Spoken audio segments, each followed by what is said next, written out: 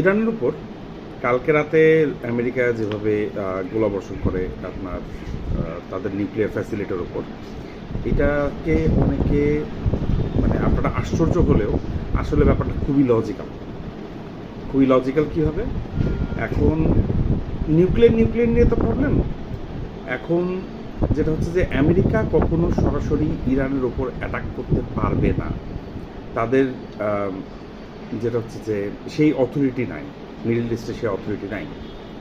তো আপনারা মনে করতেছেন যে কোনো কারণ ছাড়া, কোনো রকম উস্কানি ছাড়া, কিছু ছাড়া ইসরায়েল ইরানের উপর অ্যাটাক করে দিল আর জিনিসটা শুরু হয়ে গেল। ব্যাপারটা এমন না। ইরানকে মানে উস্কানিটা দিচ্ছিলই আমেরিকা, এবং সেই উস্কানিতে যে তুমি আমার সাপোর্টে যদি থাকো তাহলে আমি ইরানকে অ্যাটাক করতে পারি। তো সেই ক্ষেত্রে যখন আমেরিকা সেই দেয়, অভয়টা দেয় যে আমরা আছি, তখন ইসরায়েল ইরানের উপর অ্যাটাক করে, না হলে ইসরায়েলের এত বড় সাহস আসলে ছিল না। তো পরবর্তীতে মানে আমেরিকার শাস্তে চাচ্ছিল মোরল যে ইরানকে ইসরায়েল অ্যাটাক করবে, তারপর আমি যে দুজনকে সমঝোতা করব, কিন্তু ইরান জিনিসটাকে মানে নেই। ইরান বলছে তুমি কোন খানকার মোরল।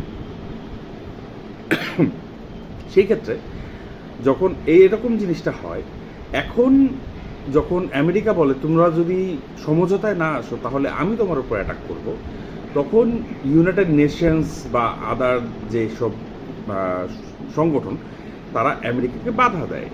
কিন্তু ওই যে উস্কানিটা তো ইসরায়েলকে আমেরিকাই দেয়।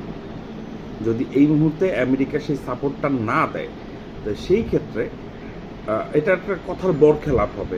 ইন ফিউচার এই যে আপনারা যদি মনে করেন যে ইহুদিদের বা ইসরায়েলের প্রভাব আমেরিকান অর্থনীতিতে তেমন নাই, কারণ দেশটা খুব ছোট, আসলে ব্যাপারটা ঠিক তার উল্টা না।